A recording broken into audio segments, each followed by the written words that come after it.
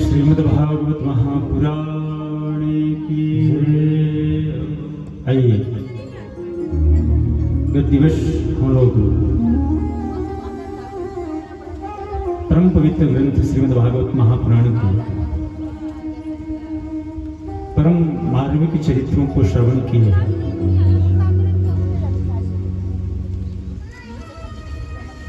भगवान की ये जो कथा है, जो भी भगवान की इस कथा को श्रवण कर लेता है, सुन लेता है, ये दोनों ने ऐसा कहा है संतों ने कि जो सुनते हैं भगवान की कथा, उनके जीवन की हो जाती है दूर व्यथा। अगर व्यथा दूर करना है तो कथा के समीप आना पड़ेगा। यही हमारे इस मानव तन को प्राप्त करने का पुण्य लाभ है। कथा में कल हम बताए हैं आप लोगों को, नित्य ही एक बार बता देते हैं कि भगवान से जो प्रेम करना है, तो प्रेम करने का मार्ग क्या है? दो मार्ग हैं। कौन कौन से? एक मार्ग, किसी से भी प्रेम करना हो तो पहले कि उनको देख के प्रेम करें कि सुन करके प्रेम करें। जिसमें से शास्त्रों ने कहा है कि अगर प्रेम करना है तो पहले सुन करके प्रेम करिए, देख करके प्रेम नहीं किया जा सकता, वो प्रेम सफल नहीं हो सकता। देखने से हो सकता है कोई व्यक्ति बहुत खूब सुंदर हो सकता है, लेकिन उसके गुण कैसे हैं ये तो सुनने के बाद ही पता चलेगा। इसलिए अगर प्रेम करना है तो सुन करके करिए। कल हम लोग बड़ी सुंदर भाव से ध्रुव चरित्र आदि की कथा श्रवण की। ध्रुव चरित्र की उनके वंश में वेन जैसे राजा भी हुई, महाराज पृथ्वी का जन्म हुआ, अवतार हुआ, पुरंजन उपाख्यान श्रवण किए।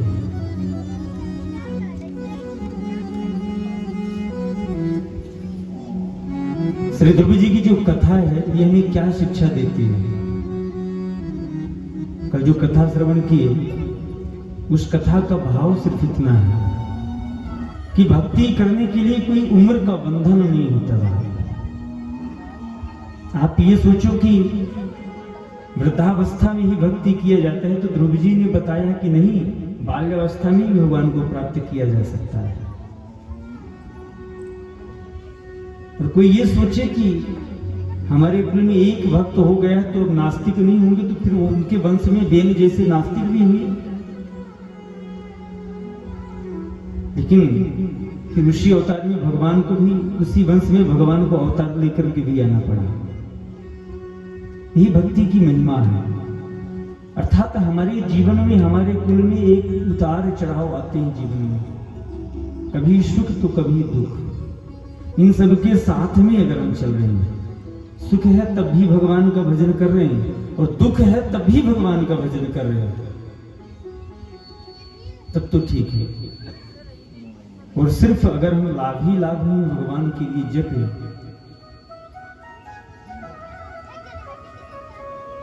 कल महाराज मनु और शत्रुपा की तीन बेटियों के वंश की चर्चा हम लोग परसों सुनी और कल भी उनकी कथा श्रवण की। कल ध्रुव चरित्र आदि हम लोग बड़े सुंदर भाव से श्रवण किए। महाराज प्रियव्रत और महाराज मनु और शत्रुपा की एक और बेटे हैं। क्या नाम है? प्रियव्रत।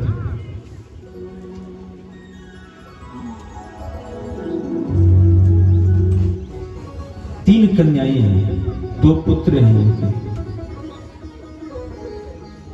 कौन कौन से? प्रियाकुति देवहूति च प्रसूति विश्रुता प्रियव्रतो उत्तान पादश्च। प्रियव्रत और उत्तान पाद। कल महाराज उत्तान पाद के वंश की कथा हम लोगों ने श्रवण किया, लेकिन आज हम प्रियव्रत के जीवन की कथा श्रवण करते हैं।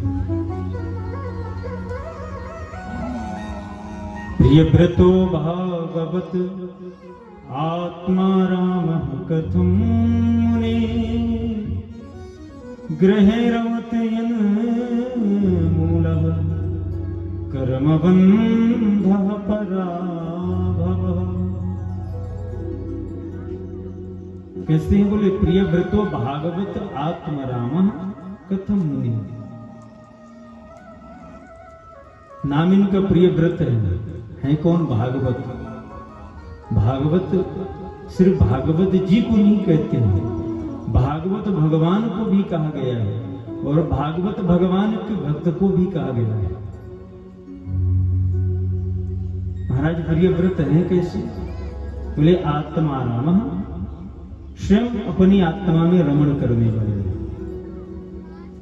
गृहे रमतेन मूला। गृहस्थ जीवन में थे लेकिन वह वैराग्यता में प्रवेश कर गए, वन चले गए और तत्पश्चात पुनः वह इसी जीवन में वापस आते हैं। कहां? गृहस्थ में।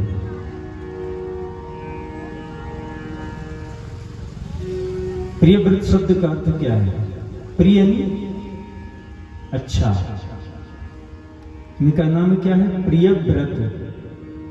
प्रिय होना, प्रिय नहीं अच्छा व्रत। और व्रत का अर्थ क्या होता है? हमारी माताएं बहुत व्रत रहती हैं, हफ्ते में 3-4 दिन तो रह ही लेती हैं, पर्याप्त। क्यों न रहेंगे? क्योंकि शाम को जो पारण की व्यवस्था तगड़ी हो जाती है, जो पारण तक पर्याप्त होता रहे तो चाहे रोज ही व्रत रहे, कोई समस्या नहीं। लेकिन व्रत रहती है, व्रत का अर्थ होता है संकल्प।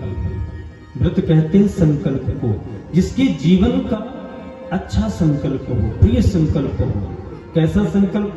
जिसके जीवन का संकल्प हो कि हम आज से परमात्मा की शरण में हैं, भगवान की शरण में हैं। हमारे जीवन का ये संकल्प। व्रत रहने का मतलब ये नहीं कि हम दिन भर भोजन नहीं किए, पानी नहीं पिए तो हमारा व्रत शुद्ध है। अगर हम भोजन नहीं किए, पानी नहीं पी, अगर किसी को कटु वचन बोल रहे हैं, मन में किसी के प्रति दुर्भावना पैदा हो रही है, तो हमारा व्रत खंडित है, वो कभी सफल नहीं हो सकता है। आजकल कहते हैं महाराज जी हम ये व्रत रहे लेकिन हमको क्यों फल ही नहीं मिला, उसका फल कैसे मिल गई? आप दिखावे के लिए व्रत हो कि हम भूखे, लेकिन अंदर से आप जो है काम क्रोध विकारों को पा रहे हो, ग्रहण कर रहे हो। व्रत क्या है? जो अपने जीवन के विकारों को दूर कर दे उसे व्रत कहते हैं। जिसके जीवन में एक संकल्प आ जाए, शुद्ध संकल्प। परमात्मा को प्राप्त करने का संकल्प आ जाए। प्रभु आज हम एकादशी व्रत रहेंगे तो आज हम सिर्फ और सिर्फ आपका भजन करेंगे, आपका स्मरण करेंगे। आज हम संसार का चिंतन नहीं करेंगे, आज हम आपका चिंतन करेंगे। व्रत ये होता है, ये नहीं कि व्रत है अब दोपहर में समय नहीं कट रहा तो 2-4 ठो महिलाएं इकट्ठा हो जाए और फिर एक दूसरे की निंदा बुराई चालू कर दें। कहीं हम व्रत है महाराज, व्रत है नहीं। देखिए ये शिक्षा भी हमारे जीवन की, जिस दिन व्रत रहिए तो उस दिन तो कम से कम किसी की निंदा मत करिए, किसी की प्रशंसा भी मत करिए। प्रशंसा करना है तो परमात्मा की करिए, जो प्रशंसनीय है इस संसार में उसके अलावा और कोई प्रशंसनीय नहीं है। महाराज प्रियव्रत गृहस्थ जीवन में थे, लेकिन इनको वैराग्य आया तो ये वन में जाकर के भगवान का पूजन करने लगे, भजन करने में लीन हो गए। महाराज मनु आए, अपने बेटे को समझाया, बेटा देखो अभी ये समय तुम्हारा भजन करने का नहीं, अभी तो तुम्हें गृहस्थ जीवन में और आगे इस संसार को बढ़ाना है। सुखदेव जी कहते हैं नहीं माने तो ब्रह्मा जी को आना पड़ा। ब्रह्मा जी आए, ब्रह्मा जी जब आए तो उन्होंने समझाया, बेटा क्या सोचते हो कि वन में रहने से भगवान मिल जाएंगे? अगर वन में रहने से भगवान को मिलना होता ना तो वन में न जाने कितने पशु पक्षी रहते हैं, उनको भी तो भगवान मिल जाते हैं, पर मिल नहीं रहे हैं। क्यों? बोले जिसके अंदर 6 प्रकार के विकार होते हैं, जिसके अंदर 6 प्रकार के विकार होते हैं, वो जिस जहां चला जाए उसे भगवत प्राप्ति नहीं हो सकती। कौन कौन से? वन्यपि दोषः प्रभवन्ति रागिणम्, गृहेपि पंचेन्द्रिय निग्रहस्तपः, अकुत्सिते कर्मण्यः प्रवर्तते, निवृत्तरागस्य गृहं तपोवनम्। वनेपि दोषा, अगर हमारे अंदर दोष है ना तो हम वन में भी चले जाएं तो भगवान को नहीं प्राप्त कर सकते। और अगर दोष 6 प्रकार के दोष होते हैं, काम, क्रोध, लोभ, मोह, ईर्ष्या, कपट, ये अगर हमारे अंदर भरा है तो वन में चले ही गए तो क्या परमात्मा मिल जाएगा? नहीं मिलने वाले हैं। और अगर ये दोष हमारे अंदर नहीं है तो हम इस घर में भी रह करके, घर के अंदर बैठ करके भी भगवान का भजन करते हुए भगवान को प्राप्त कर लेंगे। इसलिए ब्रह्मा जी कहते बेटा जरूरी नहीं कि वन में भगवान मिलेंगे, चलो पहले अपने गृहस्थ जीवन में प्रवेश करो। महाराज प्रियव्रत पुनः गृहस्थ जीवन में आते हैं, इनका दूसरा विवाह होता है विश्वकर्मा प्रजापति की कन्या वैरिष्मती के साथ, जिनसे 10 पुत्र उत्पन्न हुए हैं। ज्येष्ठ पुत्र का नाम है अग्निंद्र, दूसरे हैं यज्ञजिह्व, तीसरे हैं यज्ञबाहु, चतुर्थे हैं महावीर, 5वें हैं हिरण्यरेता, 6वें हैं घृतपृष्ठ, 7वें हैं शवन, 8वें हैं मेधातिथि, 9वें हैं वीतिहोत्र और 10वें हैं कवि। एक कन्या हुई, उस कन्या का नाम है ऊर्जस्वती, जिसका विवाह शुक्राचार्य जी के साथ हुआ। शुक्राचार्य और ऊर्जस्वती से एक कन्या हुई जिसका नाम देवयानी पड़ा। ये देवयानी का नाम यहाँ क्यों आता है? क्योंकि भगवान के पूर्वज महाराज ययाति थे, ययाति के साथ इनका विवाह हुआ था। भगवान श्री कृष्ण के पूर्वज चंद्रवंश के ययाति के भगवान के ही वंश में इनका फिर विवाह हुआ। सुखदेव जी कहते राजू, इनके पुत्र जब बड़े हुए, ये अपने ज्येष्ठ पुत्र अग्निंद्र को राज्यपाठ सौंप दिया और भगवान का भजन करने लगे। एक दिन यह अपने रथ में बैठ करके रात्रि में निकले इनका बहुत विशाल रथ था। उस रथ में दिव्य प्रकाश था और ये चाहते थे कि कभी रात्रि ही ना हो, दिन ही दिन रहा है। तो ये रात्रि में अपना रथ लेकर के जब चले तो संपूर्ण पृथ्वी में प्रकाश फैल गया। सबको लगा कि अब तो दिन ही हो गया। सब लोग दिन मान करके अपने अपने कार्य पर लग गए। ब्रह्मा जी ने आकर के रोका, देखो जो परमात्मा ने बनाया है रात्रि दिन, इन सब के एक कारण है। अगर रात्रि नहीं होगी तो मनुष्य आराम नहीं करेगा, क्योंकि रात्रि ना हो तो लोग तो काम ही करते हैं। अब तो चालू भी हो गया लाइट जला करके, रात में कंपनियों में भी काम होने लगते हैं। तो व्यक्ति विश्राम नहीं करेगा, आराम नहीं करेगा, शरीर में थकान बनेगी और जल्दी से जल्दी आयु घट जाएगी। इसलिए भगवान ने सब सोच समझ करके प्रकृति का संचालन किया है, नियमों का। इसलिए रात्रि को रात्रि रहने दो। महाराज प्रियव्रत वहां से अपना रथ छोड़ करके चलते हैं। उनके रथ इतना विशाल था कि उन रथों के जो पहिए थे, उनके चलने से जो गड्ढे हुए वो 7 समुद्र कहलाए, और जो टीले हुए वो सप्तद्वीप कहलाए। जो 7 समुद्र हैं वो कौन है? बोले क्षारोद, इक्षुरशोद, सुरोद, घृतोद, दुग्धोद, दधिमंडोद, शुद्धोद। ये 7 समुद्र हैं। और 7 द्वीप भी हैं। कौन कौन से? जम्बू, प्लाक्ष, शालमली, पुष्क्रौंच, 7 पुष्कर नाम के 7 द्वीप हैं। 7 द्वीपों को 7 पुत्रों को राजा बना दिया। और वह भगवान का भजन करते हुए महाराज प्रियव्रत भगवत धाम को चले गए।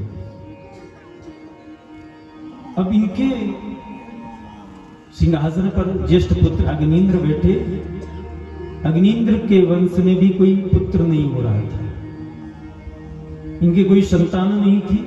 तो इन्होंने ब्रह्मा जी का यजन किया, और इन ब्रह्मा जी के यजन से पूर्वचित, ब्रह्मा जी ने एक पूर्वचित नाम की अप्सरा को भेज दिया स्वर्ग से। उससे यह मोहित हुए, इनका विवाह हुआ और उसी से 9 पुत्र हुए इनके। ज्येष्ठ पुत्र का नाम नाभ। कुछ दिनों तक यह भगवान का भजन करते हुए भी भगवत धाम को चले गए और राजा हो गए नाभि। नाभि भगवान के भक्त थे। नाभि के भी कोई संतान नहीं हो रही थी, तब महाराज नाभि ने ब्राह्मणों से यज्ञ करवाया और भगवान प्रसन्न हुए। नारायण साक्षात प्रकट हुए, ब्राह्मणों से कहा, ब्राह्मण देवताओं कहिए आपको क्या चाहिए? ब्राह्मणों ने कहा कि महाराज हमारे जो यजमान हैं महाराज नाभि, वो आपके समान पुत्र चाहते हैं। भगवान ने कहा देखो ऐसा है, ये तो बहुत असंभव कार्य है, पर आप ब्राह्मण हैं और ब्रह्मवाक्यु जनार्दन। भगवान कहते हैं मैं ब्राह्मणों के वचन को कभी काटता नहीं हूं। देखिए पूजा हम लोग अपने से भी कर सकते हैं, नहीं कर सकते हैं। धूप दीप नैवेद्य स्नान करा के चंदन टीका करके तो हम लोग कर सकते हैं कहीं से, पर ब्राह्मण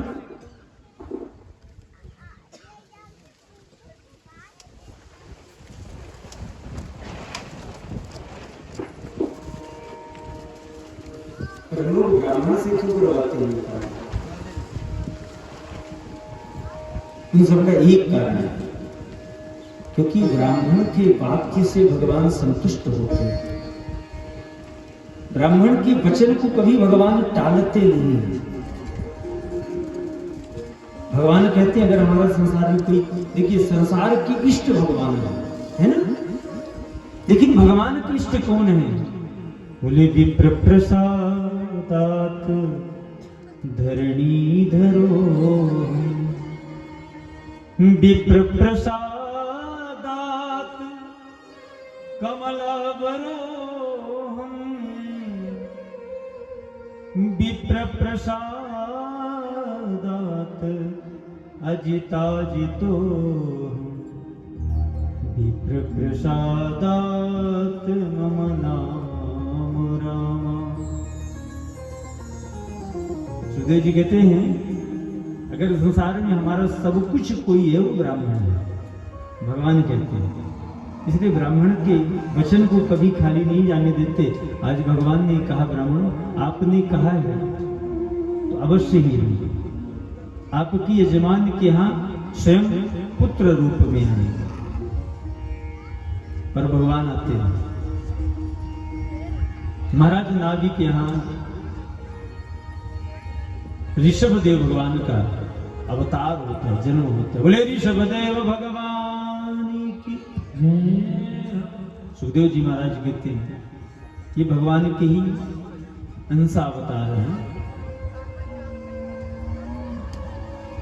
जब ऋषभ देव का जन्म हुआ तो संपूर्ण प्रजा बड़ी प्रसन्न हुई, खुश हो गई। एक दिन एक बार इंद्र ने विचार किया कि आखिरकार ये है कौन। इंद्र ने इनके राज्य में जलवृष्टि नहीं की। जब जलवृष्टि नहीं की तो भगवान ऋषभदेव अपने प्रभाव से ही अपने राज्य पर जलवृष्टि करवाया। इंद्र को पता चल गया। इंद्र ने आकर के ऋषभदेव के चरणों में गिरकर क्षमा याचना की। सुखदेव जी महाराज कहते राजन इंद्र लज्जित होकर के अपनी बेटी जयंती का विवाह ऋषभदेव जी के साथ कर दिया। ऋषभदेव और जयंती से 100 पुत्र हुए। ज्येष्ठ पुत्र का नाम भारत हुआ। सुखदेव जी महाराज कहते हैं एक दिन ये अपने सभी पुत्रों को बुला करके और ज्ञान देते हैं। देखिए जरूरी नहीं हम अपने बच्चों को सिर्फ शिक्षा दें। आज सबसे बड़ी समस्या है हमारे देश में शिक्षा की कमी नहीं है। भगवत कृपा से आज हर व्यक्ति शिक्षित हो चुका है, लेकिन आज सबसे ज्यादा जरूरत शिक्षा से ज्यादा संस्कार की है। शिक्षा तो हर जगह है लेकिन संस्कार हमारे जा रहे हैं। इसलिए एक पिता का धर्म है वो अपनी संतान को अपने पास कभी बुलाए बैठाए और उन्हें संस्कार दे। बेटा जीवन में करना क्या है ये विचार करना चाहिए। तो क्या ज्ञान देते हैं आज ऋषभदेव भगवान अपने पुत्रों को बुलाते हैं और संस्कार देते हैं। क्या नायम देहो देह भाजाम्र लोके कष्टान कामान नरहते बिन भुजांगे तपो दिव्यम पुत्रिका सत्यम सुधीति समाधि ब्रह्म सौख्यम त्वनंतम। नायम देहो देह भाजाम्र लोके। भगवान कहते बच्चों ये मानव का तन मिला है इतना सरल नहीं है मानव देही को प्राप्त कर लेना। दुर्लभ हो मानुष हो जन्म, ये बड़ा दुर्लभ है। और इसको प्राप्त करने के बाद ये हम जो कुकर शुकर की योनि की तरह अपने इस जीवन को नष्ट कर देते हैं, इसके लिए ये मानव का तन नहीं मिला है। कुकर शुकर की योनि मतलब बस अपना पेट पालो, ये अपना पेट पालते हैं और एक दिन चले जाते हैं। इसके लिए मात्र ये मानव का तन नहीं मिला है। अगर इससे करो तपो दिव्यम, दिव्य तप करिए। ये जो मानव का तन मिला है ना, अब यहाँ तो मजबूरी में कहना पड़ता है कि भैया 24 घंटे में 1 घंटे ही भजन करो। नहीं 1 घंटा नहीं, 1 घंटा आपके जीवन के लिए, 23 घंटा भगवान को दीजिए। भाई 24 घंटा तो उसके दिए हुए ना। हर एक श्वास उसकी परमात्मा की दी हुई है। श्वास श्वास में उसका नाम लिखा हुआ है। और हम क्या करते हैं संपूर्ण श्वास को व्यथा ही गंवा देते हैं। उसके लिए कभी एक श्वास भी उसके लिए हम नहीं रखते। सुखदेव जी कहते राजन भगवान कहते हैं कि देखो इस संसार में गुरुरिन सस्यात् स्वजनो न सस्यात्, पिता न सस्यात् जननी न सस्यात्, दैवं न तत्सन्न्यपतिश्च संस्याम्, ऊंचा यद्यः समुपेय कृत्यम्। भगवान का भजन करिए, उसमें चाहे अगर कोई बाधा भी बने उसका त्याग कर दीजिए। देखिए भक्ति मार्ग में कोई भी बाधक हो उसका त्याग कर देना ही उचित माना गया है। शास्त्रों ने ये कहा है, प्रमाण है। क्या प्रमाण है? भक्ति में किसने किसको त्याग किया? पिता तजो प्रहलाद, विभीषण बंधु भरत महतारी, गुरु बलि तजो कंत ब्रज बनिका, भय मुद मंगलकारी। जो भी भगवान की भक्ति में त्याग किए हैं ना, उनका जीवन मंगलमय हुआ है। प्रहलाद ने अपने पिता का त्याग किया, विभीषण ने अपने भाई का त्याग किया, भरत जी ने अपनी मां का त्याग कर दिया, और राजा बलि ने गुरु का त्याग कर दिया, और ब्रज बनिकाओं ने, गोपियों ने अपने पतियों का त्याग कर दिया। और देखिए उनका जीवन मंगलमय हो गया। यही तो भगवान की कृपा है। जब जीव पर कृपा करना होता है तो त्याग सबसे पहले आता है, और जब तक त्याग ना आए, वैराग्य ना आए, समझिए अभी भक्ति में हमारी पुष्टि नहीं है, मजबूती नहीं है। सुखदेव जी कहते हैं, ऋषभ देव जी अपने पुत्रों को बड़ा सुंदर उपदेश दे करके और अंत में या भगवत धाम को गए। तत्पश्चात इनके श्रेष्ठ ज्येष्ठ पुत्र थे भरत जी। भरत जी को राजा बनाया गया,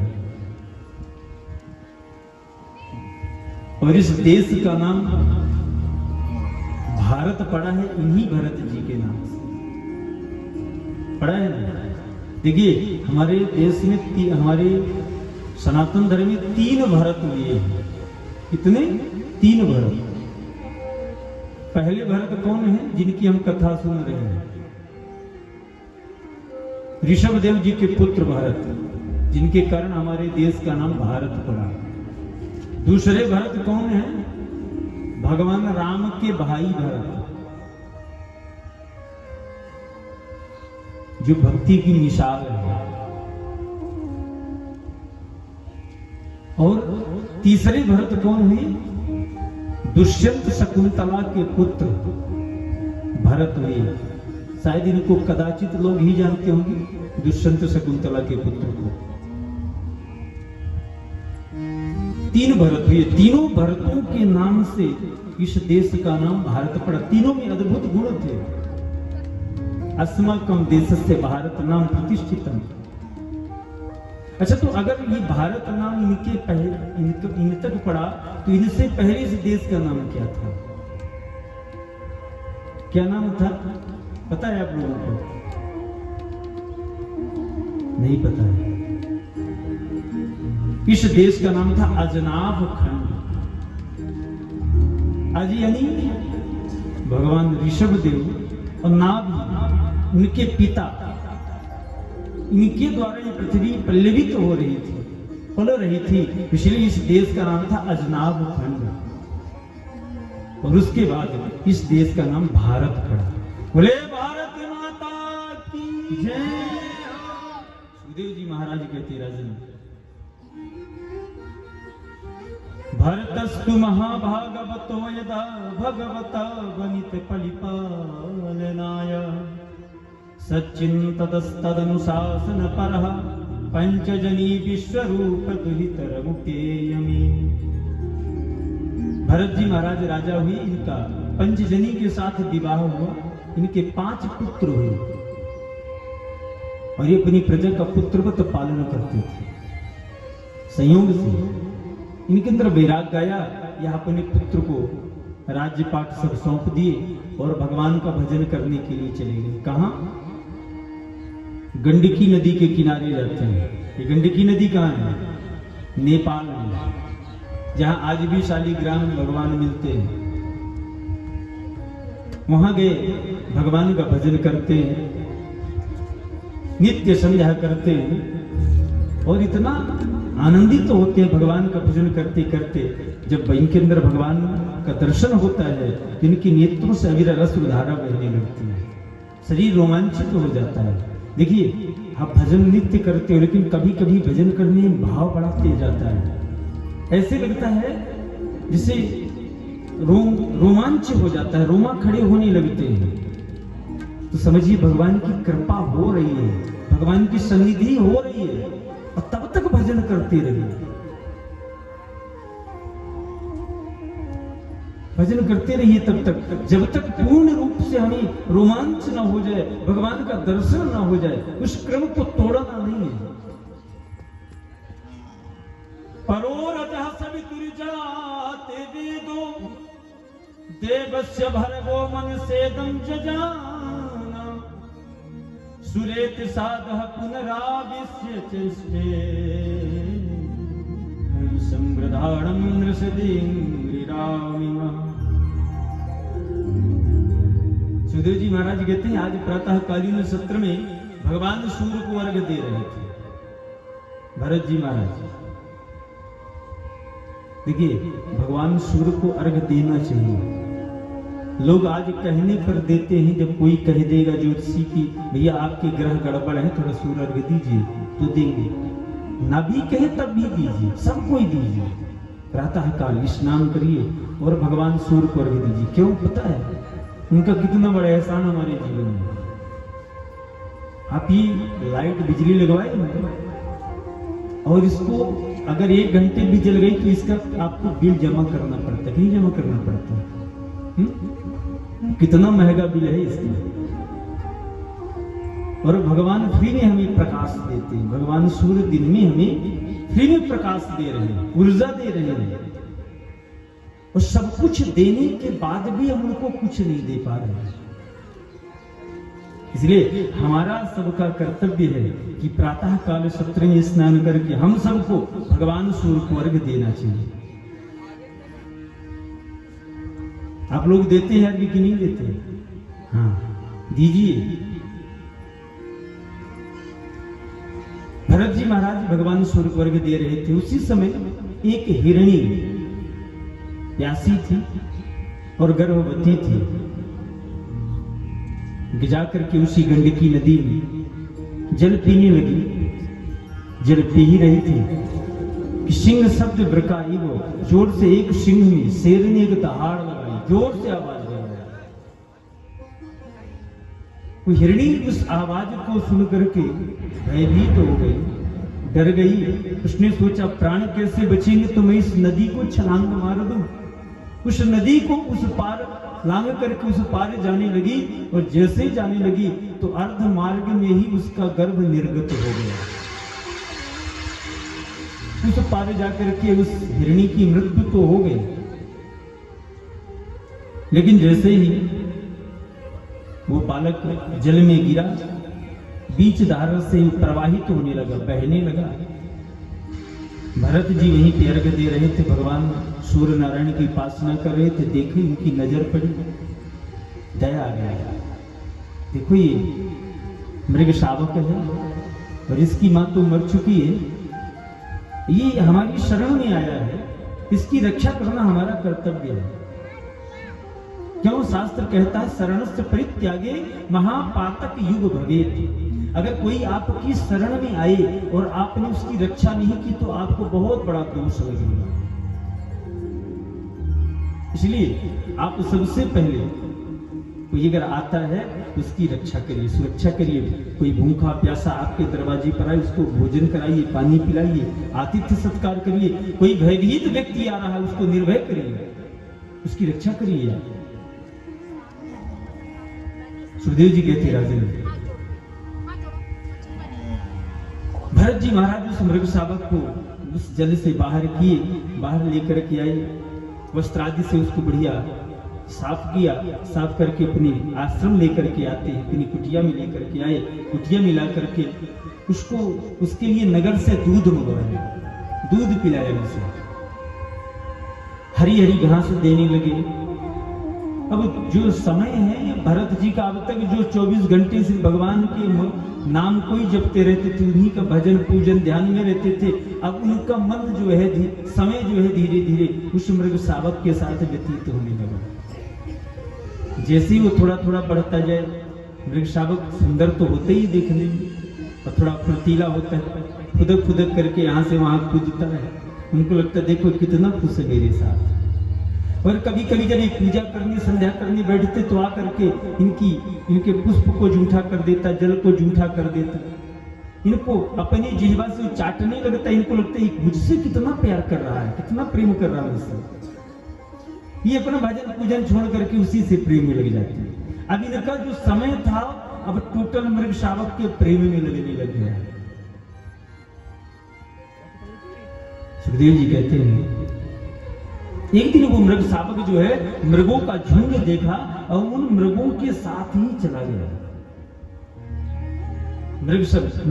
मृगों के साथ जब गया ना, अब इनको लगा कि शाम हो गई, अब तक आया नहीं, कहां गया। रात्रि हो व्यतीत हो गई, दूसरा दिन आ गया, तीसरा दिन आ गया।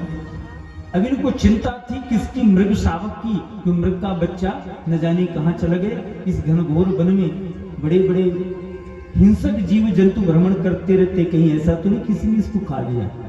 और उसी समय भरत जी की मृत्यु का समय आया, समय इनका पूर्ण हो गया, इनकी मृत्यु हुई। तो भैया मृत्यु होने के बाद इन्हें जो है दूसरा जो जन्म मिला ना, मृग का ही मिला। क्यों? क्योंकि अंते यामति सागत है, इसीलिए कहा जाता है अंत भला सो सब भला। अगर हम अपने जीवन के अंत को सुधार लें, अगर जीवन का अंत सुधर जाए ना तो सब सुधरा है। और अंत कोई क्या सुधारना, ये नहीं सुधारना कि उसको अंत में शरीर को सुख मिल जाए, ऐशो आराम मिल जाए, नहीं, अंत में अधिक परिश्रम करेगा। किससे? अपनी जिह्वा से, अपने मन से, अपनी इंद्रियों से अत्यधिक भगवान का चिंतन करेगा।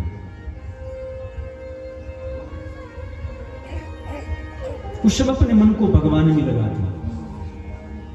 कहते हैं जन्म जन्म मुनि जतन कराही अंतराम कही आवत नाई। जन्म जन्म मुनि जतन कराही, इसलिए कहते हैं अंत समय में राम का नाम आ जाए, बहुत बड़ी बात है। इसलिए ये अभ्यास हमें अपने जीवन में प्रारंभ से करना पड़ता है। सुखदेव जी कहते राजन, भगवान की कृपा देखिए, ये जब मृग योनि में पहुंचे मृत्यु के बाद, तब भी इन्होंने इतनी तपस्या की थी कि इन्हें अपने पूर्व जन्म की स्मृति बनी हुई थी कि मैं पूर्व जन्म में देखो एक राजा था और आज एक मृग बन गए। इस मृग शावक प्रेम के चक्कर में, इसलिए पता है जल्दी प्रेम किसी से करना नहीं चाहिए।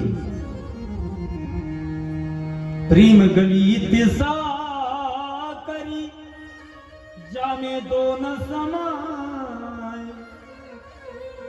इस संसार में जल्दी किसी से प्रेम नहीं करना चाहिए, क्योंकि प्रेम का रोग बड़ा ही खतरनाक होता है साहब।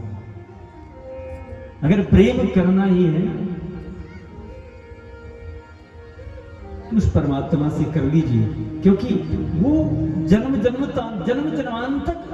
जन्मांतर तक हमारे प्रेम का निर्वाहन करेगा। और यहाँ संसार के लोग कितना प्रेम का निर्वाहन करेंगे? एक दिन, 2 दिन बहुत बड़ा प्रेमी होगा, 2 साल, 4 साल, या बहुत ही बड़ा प्रेमी होगा तो 1 जन्म तक निभा सकता है, उससे ज्यादा नहीं निभा सकता। और बाकी तो निभाने वाले वो है ना, वो हमारे जन्म जन्मांतर तक निभाते। इसलिए प्रेम करना है तो उस परमात्मा से कर लीजिए। क्यों? जब तक है ये जिंदगी, किसी ने बहुत बड़ी बात कही है, जब तक है ये जिंदगी फुर्सत न होगी काम से, और कभी तो वक्त निकाल लो, प्रेम कर लो श्री राम से, प्रेम कर लो धन श्याम से। इसलिए अपने जीवन को परमात्मा के लिए समर्पित करेंगे। और आज भरत जी महाराज को ये ज्ञान हो गया, इसलिए जब मृग योनि में आए तो उन्होंने कहा अब मैं इस जन्म में भी मैं भगवान का भजन करूंगा। और मृग योनि में भी रह करके भरत जी भगवान का नाम जपते और मृग योनि से शीघ्र उन्हें मुक्ति मिल गई। और जब मुक्ति मिली ना तो ये तीसरा जन्म इनका कहाँ होता है?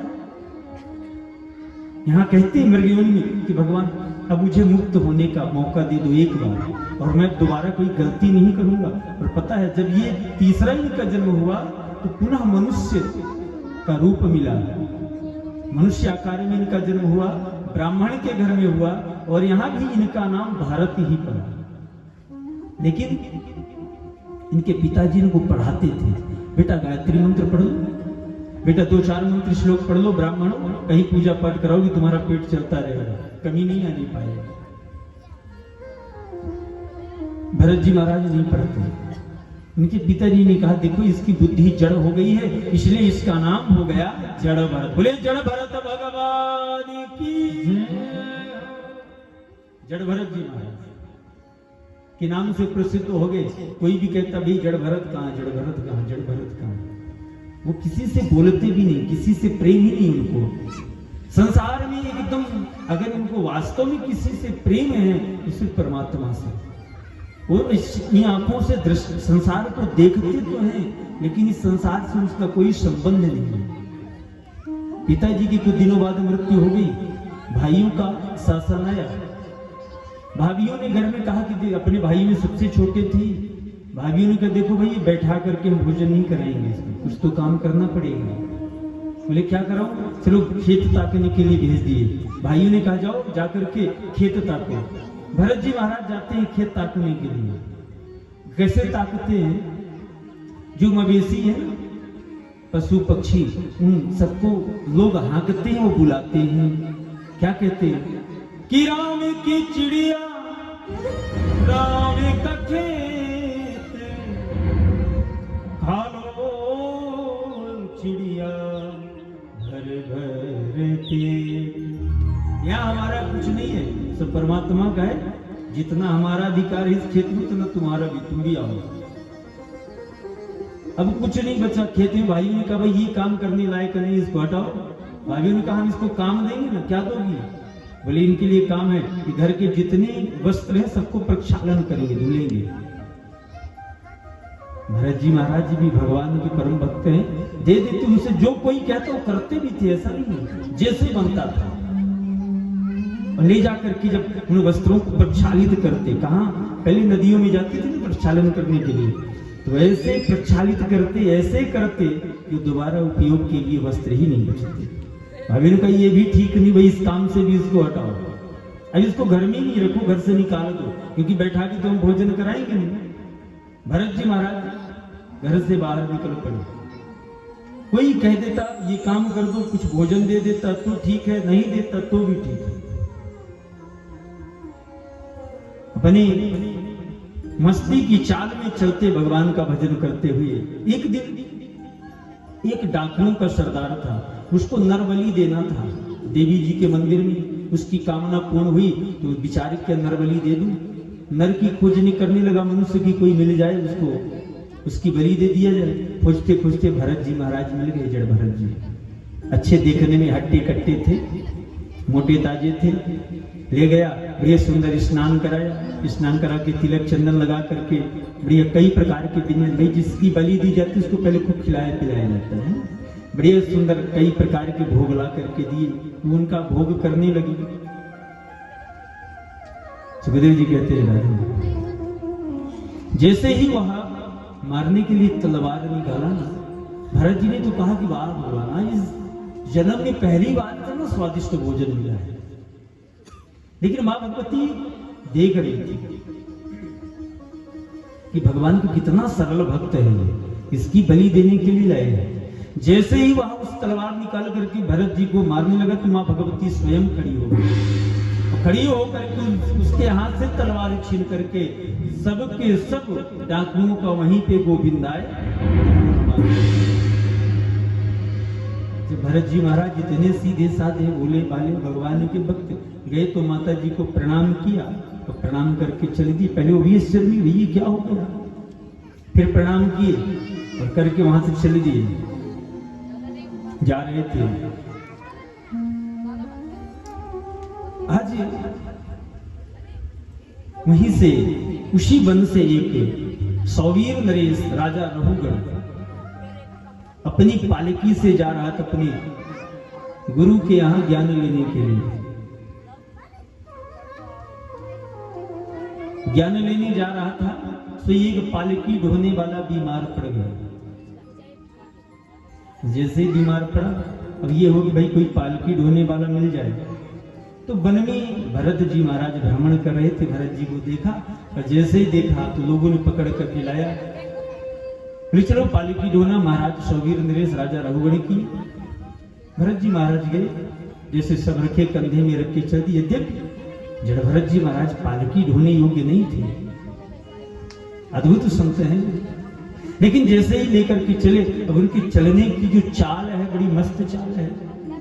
हम लोग चलते हैं तो ऊपर देखते हैं कि आगे देखेंगे कि अगल बगल देखेंगे, लेकिन जब भरत जी महाराज चलते हैं ना तो कहां देखते हैं पता है? अपने पैरों के नीचे देखते हैं कि हमें जहां अपना पैर रखना है वो जगह कैसी है, कहीं चींटी मटा जीव जंतु तो नहीं है जिनके कारण हमारा पैर पड़ जाए, उनकी मृत्यु हो जाए। ये भी तो हम कहते हैं ना कि हम कोई पाप नहीं करते, और अनजाने में न जाने हम कितने पाप करते हैं। हम कभी अपने पैरों के नीचे देखते हैं क्या?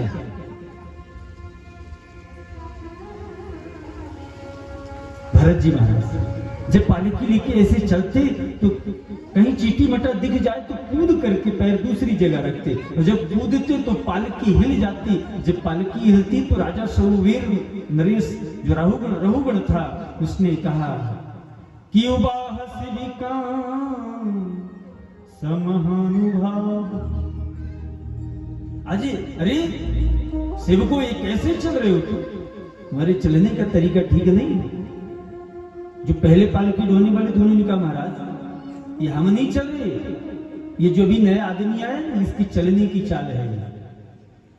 सुखदेव जी कहते राजन, दूसरी बार जब हुआ तो उसने कहा हे घोड़ार सद्वति क्रमत किमति विषमुहियते आनिमित्ते। अरे ढोने वालों तुम ये क्या करते हो? ठीक तरह से पालकी ले चलो, ऊंची नीची हमें क्यों करते हो? और ये जब उनका नाम लिया बोले हाँ ये देखने में बड़ा दुबला पतला दिखाई दे रहा है। अरे ये कभी भजन तो उठाता नहीं। जब तीसरी बार हुआ, दो बार भी राजा रहुगण के वचनों को सुनकर भरत जी कुछ जवाब नहीं दिए, लेकिन जब तीसरी बार उसने कहा कि लगता है इसकी चिकित्सा करनी पड़ेगी, दंड देना पड़ेगा। पहली बार क्योंकि जड़भरत जी के मन में आए देखो ये अपने गुरु के यहाँ ज्ञान लेने जा रहा है, तो ज्ञान लेने जा रहा है, इसको ज्ञान लेने का तरीका ही पता नहीं है, ये ज्ञान ले नहीं पाएगा, इसलिए पहले थोड़ा बहुत हमें अब ज्ञान देना पड़ेगा। पहली बार जड़भरत जी महाराज कुछ उससे बोल रहे, वो बात कर रहे। जड़भरत जी ने कहा जन त्वयोदितं व्यक्तम विप्रलब्धम भरतु समय स्यादति वीर भार गंतुर यदि स्यादधिगम यमध्व पीवेति राशो न विदा प्रवादा।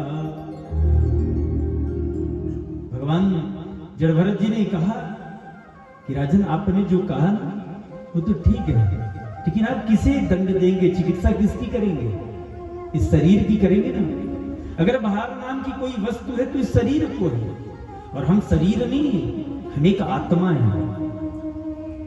आत्मा को कोई कष्ट नहीं होता, चाहे आप दंड दो चाहे चिकित्सा करो चाहे उससे बाहर दो, हम एक आत्मा है, हमें कोई कष्ट नहीं होता। ये शरीर और आत्मा की जब बात राजा रहुगण को सुनने को मिली, राजा रहुगण ने विचार किया कि ये साधारण व्यक्ति नहीं हो सकता। तक्षणी लोगों से कहा अपने दासों से, भैया पालकी रोको रोको रोको। पालकी रुकी, सीधे आया, चरणों में गिर पड़ा, महाराज आप हो कौन? कहीं आप मेरे गुरु ही तो नहीं जो यहां भ्रमण कर रहे हो हमें ज्ञान देने के लिए? और कहीं आप ब्राह्मण तो नहीं हो, पर लग रहा है कि आप ब्राह्मण हो। और महाराज इस संसार में मैं किसी से डरता नहीं हूं। ना हम विशंके सुरराज वज्रान त्रक्षासुलान्नायमजस्य दंडात् नगन्यार्के सोमा निलभित पास्त्रा छंके भृशं ब्रह्म कुलावमाना। भगवान कहते हैं, राजा रघुगण ने कहा महाराज ना हम विशंके सुरराज वज्रान, मैं सुर देवताओं के राजा इंद्र के वज्र से भी नहीं डरता, भगवान शिव के त्रिशूल से भी नहीं डरता, ब्रह्मा जी यम के दंड से भी नहीं डरता। क्या बताऊं महाराज, इस संसार में किसी अगर डरता हूं मैं कुल किसी से तो ब्रह्म कुलावमान, ब्राह्मण कुल के अपमान होने से डरता हूं। महाराज मुझे क्षमा करिए, मैं आपको समझ नहीं पाया कि आप ब्राह्मण हो और मैंने आपसे पालकी डुबाई, इसलिए मैं क्षमा प्रार्थी हूं। लेकिन महाराज एक बात बताइए, आपने जो ये कहा ना भी कि आप शरीर नहीं है आत्मा है, तो एक चीज बताइए महाराज जी, आत्मा भी तो शरीर के अंदर ही होगी ना? शरीर के बाहर तो नहीं होगी आत्मा। तो जब शरीर को कष्ट होगा तो आत्मा को कष्ट कैसे नहीं होगा? होगा कि नहीं होगा बताइए? होगा ना, क्योंकि शरीर के अंदर आत्मा है तो आत्मा भी तो कष्ट होना चाहिए। लोग कह भी देते कि महाराज फलाने व्यक्ति के द्वारा हमें आत्मिक कष्ट हुआ है, नहीं कहते?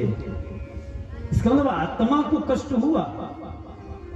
उदाहरण भी दिया महाराज, जैसे अगर मान लीजिए आप किसी अंगीठी पर, चूल्हे पर आप कोई पात्र चढ़ाते हो, उस पात्र में जल डालिए और उसमें चावल डालिए, और जब उस चूल्हे में आग लगेगी तो सबसे पहले गर्म क्या होगा? पात्र, जो पात्र हम चढ़ाए हैं वो पात्र गर्म होगा, उसके बाद फिर वो जल जो पड़ा है उसमें वो गर्म पड़ेगा, और उसके बाद उसके अंदर जो चावल पड़ा है वो चावल गर्म होगा। तो पहले बाहर फिर अंदर, तब जाके पकता है वो चावल, है ना? उसी प्रकार से राजा रघुगण ने कहा, भाई अगर कोई दंड दे रहा है तो पहले इस शरीर को पीड़ा होगी, शरीर के बाद इस जीवात्मा को, हृदय को पीड़ा होगी, फिर हृदय के अंदर जो जीवात्मा है उस जीवात्मा को होगी, और जीवात्मा के बाद जो परमात्मा जिसे हम आत्मा कहते हैं उसे तो होगी कि नहीं होगी? ये हमें बताने की कृपा करें महाराज कि शरीर और आत्मा का संबंध कैसा है। बहुत बड़ा प्रश्न है ये। भाई शरीर तो है लेकिन आत्मा कहाँ रहती है? आज तक किसी ने शरीर के अंदर आत्मा को देखा है? किसी ने ना देखा होगा। सुखदेव जी कहते हैं, आज भरत जी महाराज बता रहे हैं, को विदह को विदवादाम बदस्थतो नाति विदाम वरिष्ठः न सूर्यो ही व्यवहार मीनम तत्वावमर्षेण सहा मनन्ति। कैसा है? बोले अको विदह को विदवादवादम। भरत जी ने कहा, राजा तू बोलते बहुत हो, तुम्हें बोलना नहीं आता, तुम बात ज्ञान लेना चाहते हो आत्मा का, जीवात्मा का, और बात करते हो जगत के व्यवहार की। भाई व्यवहार और आत्मा में अंतर तो होता है, और थोड़ा थोड़ा नहीं अंतर होता, बहुत बड़ा अंतर होता है। कैसे? पहले हम आपको बताते हैं। तद यथेह कर्म चित्तो रोकः क्षीयत एवमेवा पुत्र पुण्य चित्तो रोकः क्षीयते। इस संसार में हम इस संसार में शरीर और आत्मा का संबंध उसी प्रकार होता है जैसे जल का और कमल का। कमल का जानते हैं कैसे संबंध होता है? जैसे देखा होगा कमल कहाँ खिलता है? जल में होता है ना, जल में। लेकिन क्या कमल जल को स्वीकार करता है? नहीं करता। रहता कहाँ है? जल में ही रहता है, जल में ही पलता है, जल में ही खिलता है, लेकिन उस जल को स्वीकार नहीं करता। उसी प्रकार से आत्मा है। जैसे आप कभी प्रैक्टिकल करना अपने आप में भी, कमल की पंखुड़ियां होती हैं और आप लेकर के जल उन पंखुड़ियों में डालिएगा और फिर देखिएगा कि वो जो जल है ना, सीधे आकर के जल में ही समाहित हो जाएगा। वो कमल जल को स्वीकार नहीं करता, हाँ जल कमल को स्वीकार करता। उसी प्रकार से ये शरीर आत्मा को स्वीकार करती है, पर आत्मा इस शरीर को स्वीकार नहीं करती। सुखदेव जी महाराज कहते राजन,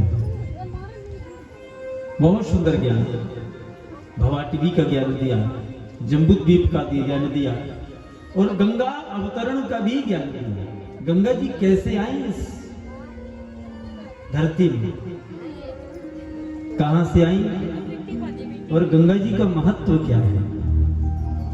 गंगा जी कैसे आई ये तो आप लोगों को पता होगा, है ना? सूर्यवंश के ही राजा थे सगर, और सगर के ही वंश में हुई भागीरथी। महाराज भागीरथी ने जब तपस्या की तब गंगा जी यहाँ आई है, इसीलिए इसको भागीरथी गंगा कहा जाता है। कौन सी? भागीरथी। बोले गंगा मैया की जय।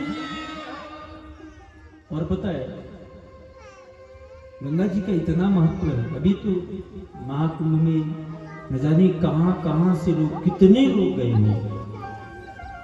ये दास भी 1 महीने रहा, महाराज जी का पांडाल, स्वावल महाराज जी का पांडाल लगता है, 1 महीने हम लोग वहां रहे। 2 कथा भी थी वहीं पे, कथा भी गंगा जी को भी श्रवण कराए। तो गंगा जी का महत्व यहां तक बताया गया है कि यस्याम स्नानार्थ चागच्छतः पुंसः पदे पदे स्वमेधराजसूयादीनां फलम न दुर्लभामति। इस महाकुंभ में भी जो जितने पग चल करके और गंगा स्नान किया होगा ना, उसे उतना ही अधिक पुण्य मिला होगा। इस बार तो लोग 40-40 किलोमीटर हीट करके गए गंगा नहाने के लिए। बड़े पुण्यात्मा हो गए यहाँ के लोग, हाँ। और यहां तक वर्णन है कि एक बार एक सेठ जी का बेटा था, बहुत बीमार था। संयोग से उस नगर में एक ब्राह्मण आए, सात्विक ब्राह्मण थे। लोगों ने बताया कि यहाँ एक सेठ जी के पुत्र हैं, वो बहुत बीमार हैं। महाराज दूर दूर से लोग आए, बहुत धन खर्च किए, वो ठीक हुए नहीं। तो आप भी देख लीजिए उनके कौन से ग्रह बाधा गड़बड़ है। महाराज ब्राह्मण पंडित जी गए, वो जा करके देखे इसका स्वास्थ्य ठीक हो, जान गए कि इसका बस थोड़े ही समय का इंतजार है और ज्यादा दिन रुकेगा नहीं, मृत्यु को प्राप्त हो जाएगा। उन्होंने कहा ठीक भैया एक काम करो, इसको लेकर के गंगा जी चलो, और अगर गंगा जी चल दिए तो हो सकता है ये ठीक हो जाए। अब वहां से लेकर के उसको गंगा जी के लिए चल दिए। एक जाते चलते जब रात्रि हुई, रात्रि के विश्राम करने लगे, सो थोड़ी दूर पर पंडित जी जब आगे बढ़े, देखे कि बहुत बड़ा उजाला दिख रहा, लोग वहां नाच गा रहे हैं, काम कर रहे हैं। तो वहां पर पहुंचे पंडित जी, वहां जाकर के देखा तो वहां भूत प्रेत सब आज खूब खुशी मना रहे थे, नाच रहे थे। पंडित जी भी पहुंच गए। उन प्रेतों ने पंडित जी को देख करके आश्चर्य में पड़ गए। कहां से आए हो? पंडित जी ने अपना परिचय बताया और पूछा आप लोग कौन है? बोले हम लोग प्रेत हैं। बोले इतने प्रसन्न हैं आप लोग, इतना खूब नाच रहे हैं, यहाँ गा रहे हैं, भंडारा चल रहा है आप लोगों का? बोले हाँ महाराज, कल हमारी बेटी का विवाह होने वाला है। अच्छा किसके साथ? बोले फलानी जगह का एक सेठ है, उस सेठ के बेटे की मृत्यु होगी और जब मृत्यु होगी तो प्रेत होगा, वो प्रेत होगा तो सबसे पहले मैं अपनी बेटी का विवाह उसके साथ कर दूंगा। पंडित जी वहां से भागे, बोले ठीक है, बहुत अच्छी बात है। कह करके पंडित जी वहां से आए और तत्क्षण ही सेठ जी से बोले रात्रि में अभी चलो यहां से, कल उसकी मृत्यु का समय था, तब तक हम गंगा जी शायद पहुंच जाएं। और जैसे ही गंगा जी थोड़ी दूर में रह गई थी, उसकी मृत्यु का समय आया, उसी तरफ से एक बैल आ रहा था तीक्ष्ण सींगों वाला। वो बैल आया और आ करके उस ब्राह्मण के, उस सेठ के बालक के पेट पर अपने सींगों को अंदर कर दिया, उसकी मृत्यु हो गई, वो मर गया वहीं पर। पंडित जी पश्चाताप करने लगे कि देखो गंगा जी पहुंचते पहुंचते रह गए। अब हो गए, सब दुखी हो गए। वहीं पे गंगा जी ने उसका संस्कार वगैरह किए। वहां से पंडित जी पुनः रात्रि में जब वापस आ रहे थे तो उसी जगह पर रात्रि विश्राम पंडित जी करते हैं जहां पिछले रात्रि में किया था। लेकिन आज जब जाकर के देखे कि यहाँ तो आज एकदम सब लोग रो रहे हैं, बात क्या है। पंडित जी पुनः गए, बोले भैया आप लोग आज कल हंस रहे थे, आज रो रहे हैं, क्या बात है। बोले अरे क्या बताएं, उसकी मृत्यु होने वाली थी और एक पंडित जो है वो लेकर के उसको वहां चला गया। तो गंगा जी तो नहीं पहुंच पाया था, लेकिन उस बैल, जिस बैल ने उसको मारा था ना, उस बैल के सींग में गंगा जी की बालू लगी हुई थी, कण बालू, और वो बालू जो है उसके पेट के अंदर चली गई। जब सींग वो अंदर किया उसके पेट के अंदर बालू चली गई और बालू जाने से उसका उद्धार हो गया। गंगा जी की बालू मात्र पड़ जाने से उसका उद्धार हो गया, प्रेत नहीं हो पाया, उसका मुक्ति हो गई, उसको मुक्ति प्राप्त हो गई। पंडित जी सुन करके प्रसन्न हो गए, चलो मैं जिसके लिए, जिस कार्य के लिए जा रहा था वो मेरा सफल हो गया। किसी एक व्यक्ति को प्रेत होने से तो बचा लिए, उसका उद्धार करना। देखिए हम लोग ब्राह्मणत्व कार्य करते हैं तो ब्राह्मणत्व का मतलब ये नहीं कि हम सिर्फ धन के लिए करते हैं। कोई भी ब्राह्मण सिर्फ धन के लिए ये वृत्ति नहीं करता है। हमारी वृत्ति, हमारी क्रिया करने से, हमारी पूजा कराने से हमारे यजमान का, हमारे शिष्य का कल्याण हो, ये भावना भी रहती है। अच्छा, ये भावना से जो आचार्य पूजा पाठ कराते हैं ना, जिसमें आचार्य और यजमान दोनों का कल्याण होता है, धन भी मिलता है और धर्म भी बना रहता है, धर्म की भी प्राप्ति होती है। इसलिए ये गंगा मैया का इतना बड़ा प्रभाव कि जिसकी बालू पड़ जाने मात्र से कल्याण हो जाए। बोले गंगा मैया की जय। ललाटे या लौक केरी खलुस लीलम तिलकिता, तमो हंतुम धत्ते तरुण तरमातंड तुलना, यदा यदा यंति नराहि जानवी, रुदन्ति पापानि बदन्ति चा प्रियम्, अये कृतघ्ना नितरां नराधमाः, स्वयं समुदपद्य निहन्ति मातिनः। सुखदेव जी महाराज कहते राजा, इस प्रकार से सूर्य चंद्रमा आदि के गतियों का वर्णन किया और अंतिम में 28 प्रकार के नरकों का वर्णन करते हैं सुखदेव जी महाराज। कितने? 28 प्रकार के नरक। महाराज परीक्षित ने कहा, महाराज ये नरक क्या है? बोले ना अरकः यस्य स्यात्, जहां माधुर्यता का रस ना हो उसे नरक कहते हैं। जहां प्रेम रस ना हो उसे नरक कहते हैं। भाई यही भी है, जिस गृहस्थ जीवन में आपसी तालमेल ठीक ना हो, जिस घर में एक दूसरे का प्रेम ना हो, तो वो घर भी नरक जैसे ही है। हाँ, जिस घर में प्रेम होगा, धन भले कम हो, उस घर में आप जाओगे तो आपको एक अलग आनंद की अनुभूति प्राप्त होगी। और जिस घर में बहुत धन होगा लेकिन प्रेम नहीं होगा किसी में, उस घर में जब आप जाओगे तो लगेगा हम कहां से बैठे फंसे पड़े हुए हैं, कितना जल्दी यहां से चले जाएं। यही नरक है भाई। लोग चाहते हैं कि हम नरक से कितना जल्दी बाहर निकल जाए। इसलिए संसार में ना अर्का, अर्क यानी रस होता है। कौन सा रस? भक्ति रस, प्रेम रस जहां नहीं होता वहां ही नरक होता है। वो 28 प्रकार के नरकों का जो वर्णन किया है अद्भुत है भैया। इस संसार में हम सोचते हैं कि हमें कोई देख नहीं रहा, हम पाप कर लेंगे, लेकिन पता है 14 देवता हैं जो हमारी प्रतिक्षण निरंतर हमें देखते रहते हैं। दिन रात ये मिला के सबकी ड्यूटी लगती है। ये 14 देवता हैं जो हमें देखते रहते हैं, हम क्या कर रहे हैं क्या नहीं कर रहे हैं, और जो जो हम करते हैं उनका लेखा जोखा वहां बना रहता है।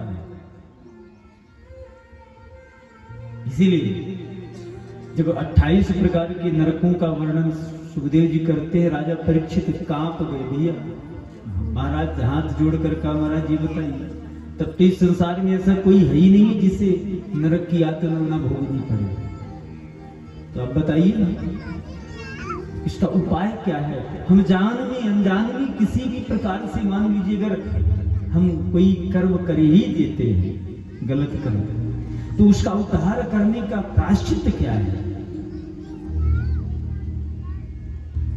तब सुखदेव जी कहते राजन प्रायश्चित एक ही है। क्या? बोले सक्रम मन कृष्ण पदारविंदयो निवेशितम तद गुण रागियैरिहा न तेयं पाशवृतश्च तद भटां स्वप्नीति पश्यन्ति चीर्णनी स्कृता। नाम की महिमा बताया है कि नाम के माध्यम से हमें भगवान की प्राप्ति हो सकती है। नाम भगवान का कैसा भी हो, कैसे भी लिया जाए, वो हमारे लिए औषधि है। जान में अनजान में, या हो सकता है किसी का नाम ही हो, उसका नाम ही। इसलिए आजकल अपने बच्चों का भी नाम जो रखे ना, वो भगवान से संबंधित रखना चाहिए। क्यों? भले इसी में एक अजामिल उपाख्यान है। कान कुब्ज कदा कश्चित दासी पति अजामिल। कान कुब्ज का एक ब्राह्मण था अजामिल। अजामिल जो सात्विक था, ऐसा नहीं कि वो सात्विक नहीं था, नास्तिक था सात्विक, लेकिन उसको संग दोष लग गया। दोष कहां से लगा पता है? एक दिन पिता के आदेश से बन गया औषधि लेने के लिए, समिधा लेने के लिए, और जाकर के देखा कि एक